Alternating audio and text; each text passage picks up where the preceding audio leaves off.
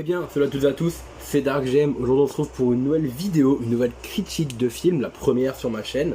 La critique du film Inséparable, sorti ce 4 septembre 2019 au cinéma. Cette première critique de film amène également une nouvelle série de vidéos sur ma chaîne. La série Les critiques de la gemme. Oui. Donc ce sera tout simplement, eh bien, disons que c'est le nom de la playlist. Et voilà, qui regroupera toutes mes critiques, donc que ce soit de films, d'animés, de jeux vidéo et de séries. Encore une fois, comme la vidéo d'avant, je suis désolé si j'ai la voix cassée, je suis encore malade. Mais voilà, c'est parti, on part sur la présentation du film.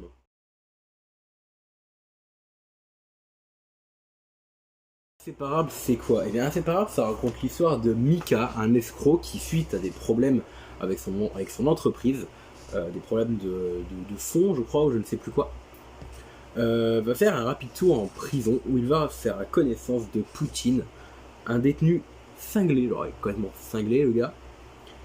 Et dès qu'il va sortir de prison, en fait, il va décider de repartir à zéro et de refaire sa vie. Jusqu'au moment où est-ce que 3 ans plus tard, il va seulement être à rien de se marier avec la femme d'un grand homme d'affaires, et que Poutine va simplement revenir dans sa vie et simplement va contrarier ses plans. Donc au niveau des têtes d'affiche de ce film, on retrouve Ahmed Silla, hein, qui joue Mika déjà, et donc le personnage principal. Alors si je me rappelle bien, Ahmed Silla il s'est fait connaître grâce aux réseaux sociaux, grâce à Snapchat. Ok, donc je raconte n'importe quoi en fait. Il s'est pas du tout fait connaître grâce à Snap et au réseau, il s'est fait connaître grâce à ses spectacles, à son humour. J'ai simplement confondu avec Willem, qui lui s'est fait connaître grâce au réseau. Voilà, je suis vraiment désolé et je vous laisse avec la vidéo. Peut-être, je ne sais plus du tout, mais je sais qu'il s'est fait connaître grâce aux réseaux sociaux, à YouTube peut-être. Voilà, ensuite on a également Alban Ivanov, excusez-moi je suis sur Cinéville, hein. Sur Cinéville pas du tout, sur Allociné.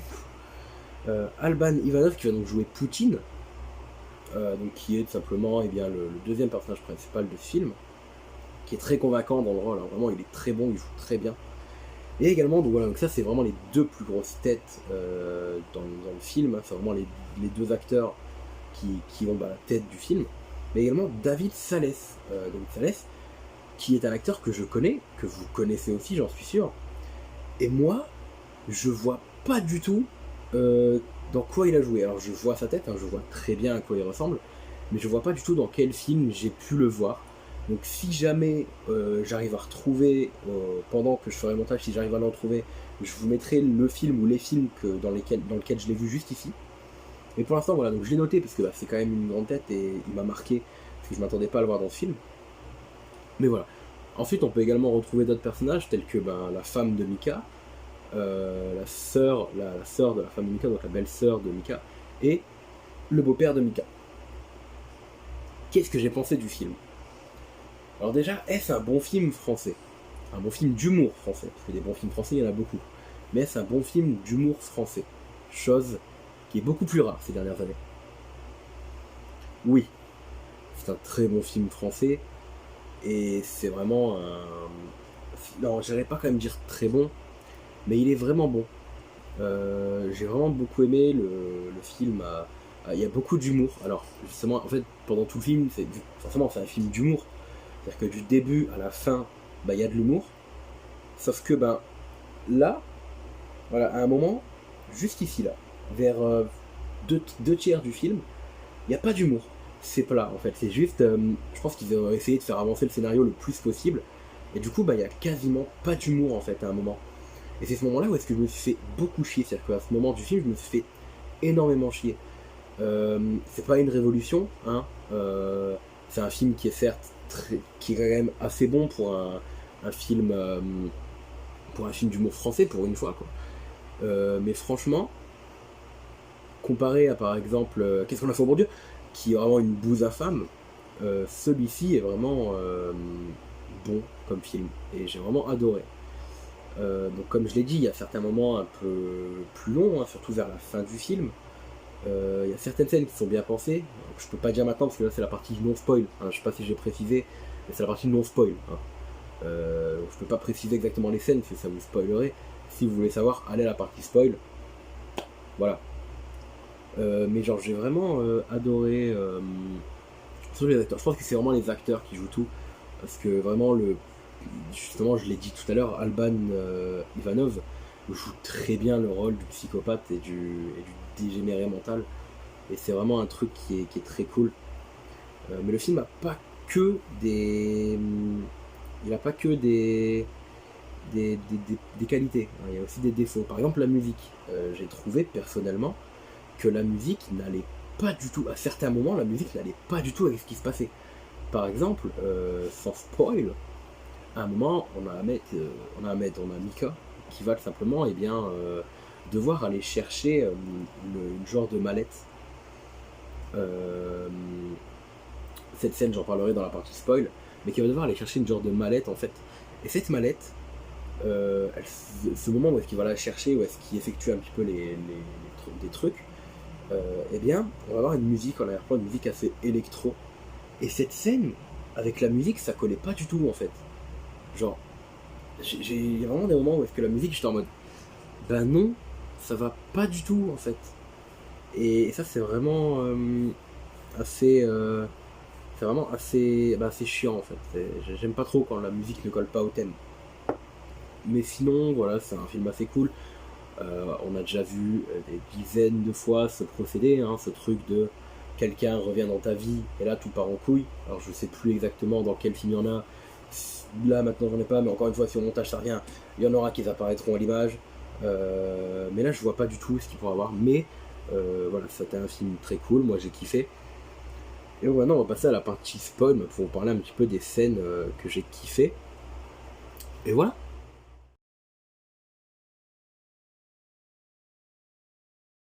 Donc, du coup la partie spoil, l'une des scènes que j'ai le plus kiffé, une scène que j'ai vraiment aimé.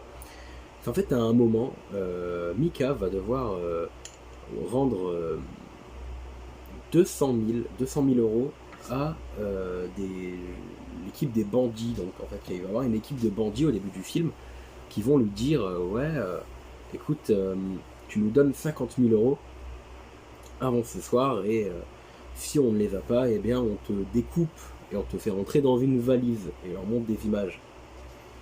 Jusqu'au dénouement final où est-ce que Ahmed, je veux dire Mika, c'est bizarre de dire l'acteur, où est-ce que Mika va simplement se rendre plus tard voir ces brigands avec Poutine et que Poutine va leur faire peur parce que c'est un malade mental et Poutine va les faire flipper en fait genre. Et ils vont faire ouais mais non mais nous on n'est pas vraiment méchants, regarde c'est des photos de Google Images, c'était pas vraiment des corps qu'on a découpés, on fait pas de choses comme ça et tout. Et je trouve que ça par exemple c'était très bien. Et en fait juste avant il y a une scène où est-ce que Mika va devoir comment expliquer, va devoir en fait emprunter 200 000 euros à la boîte, va aller les jouer au casino, il va faire un tout ou rien et du coup donc il double sa mise en fait. Et s'il gagne, en fait il va gagner 200 000 euros du coup, il va remettre les 200 000 sur le compte du truc le plus vite possible pour que de l'entreprise le plus vite possible pour que personne ne s'en aperçoive. Et ensuite, il va aller donner les 200 000 sans débourser un seul argent de sa poche. Cette scène, je l'ai trouvée vraiment très cool. Elle était vraiment très. C'est vrai qu'au début, tu le vois aller au casino, tu te dis, mais qu'est-ce qu'il fout? Pourquoi il fait ça? Après, tu vois qu'il remet l'argent dans le compte, et du coup, tu comprends. Et j'ai trouvé ça vraiment très cool. Et voilà. Ensuite, le dénouement final. À la fin, en fait, on a en fait Ahmed Mika qui va se faire débusquer, comment on dit, démasquer par sa belle-sœur, hein, comme elle voulait le faire depuis le début. Et il va simplement retourner en prison. Et à la fin, on a Poutine qui vient le chercher en hélico et qui le fait s'échapper de prison. J'ai trouvé cette fin assez nulle. Genre, Alors je veux bien que c'est un peu une manière de dire il a changé de vie et il est venu le faire chier dans sa nouvelle vie, et là il revient à son ancienne vie, donc en prison, et il revient encore le faire chier. Parce qu'Amen ne voulait pas s'enfuir de prison. Mais non, je trouvais que cette scène était un peu bof, voilà, la fin est un peu bof, et voilà, je trouve que c'est un peu de la merde, et justement, donc j'ai oublié de le préciser, je suis complètement con. Justement, cette scène, pas la scène de fin, attention, hein, la scène que j'ai parlé juste avant avec le poker, en fait, avec le casino, donc quand il va aller parier les 200 000, et ben on a tout simplement une musique qui n'est pas du tout adaptée. J'ai vraiment trouvé que la musique, donc là, c'est justement la musique électro que je parlais dans la partie de mon spoil, était pas du tout adaptée à cette scène en fait. Et c'était assez chelou. Donc voilà, donc sinon, ouais, comme je l'ai dit, c'est un film, le truc, parce qu'à un moment, par exemple, on a une scène où est-ce que Mika dit à Poutine, tout allait bien dans ma vie, pourquoi t'es revenu pour me faire chier? C'est un truc qu'on retrouve dans beaucoup de films, hein, beaucoup de films français, et c'est pas forcément mal, hein, parce que bon, j'ai envie de dire, ça fait, le cinéma, ça a plus de 100 ans, je crois, j'espère, sinon je dis des conneries. C'est forcément que des thèmes reviennent encore et encore. Et là, contrairement où est-ce que ça aurait pu être un film qui soit chiant, et où est-ce que on se fait chier, on se fait pas chier. Mis à part pendant peut-être les 15 minutes où est-ce qu'il se passe, où est-ce qu'il n'y a pas d'humour et il se passe quasiment rien. Mais voilà. Donc pour conclure, eh bien c'est un film très cool, malheureusement avec quelques défauts, mais beaucoup de qualités, et que j'ai vraiment aimé. Voilà. Si vous hésitez à aller le voir, n'hésitez plus et foncez. C'est vraiment faut foncer les gars. Hein. Il est vraiment cool. Il vaut la place de cinéma en tout cas. Voilà. Moi, si je devais lui mettre une note sur 10, je lui mettrais, voilà, parce que je sais pas encore la note que je vais lui mettre. Faut que j'y réfléchisse. Mais la note sur 10 c'est là. Voilà, elle tournera comme ça. Tu vois, elle fera ça comme ça. Super. Je me rajoute du travail au montage, hein, c'est pas grave. Mais voilà. Et voilà, écoutez, si cette critique. Alors j'ai aussi mon collègue. Mon collègue et tendre ami. Rick Grimes. C'est plus Rick Grimes, j'ai de la merde, c'est King Death. King Death 72, je crois, je ne sais plus, sur sa chaîne. Enfin, sa chaîne, oui. Sa chaîne sera en description. Si jamais. Il va bientôt sortir une critique aussi. Alors, globalement, on a pensé à peu près la même chose, tous les deux, du film. Mais si jamais vous voulez voir son point de vue et voir ce que lui il a à dire, eh bien sa chaîne est en description, voilà, il sortira la vidéo. Allez vous abonner, allez voir sa vidéo. Et sinon, n'oubliez pas non plus de liker ma vidéo. Hein. C'est sympa aussi de liker ma vidéo. Et n'hésitez pas à vous abonner.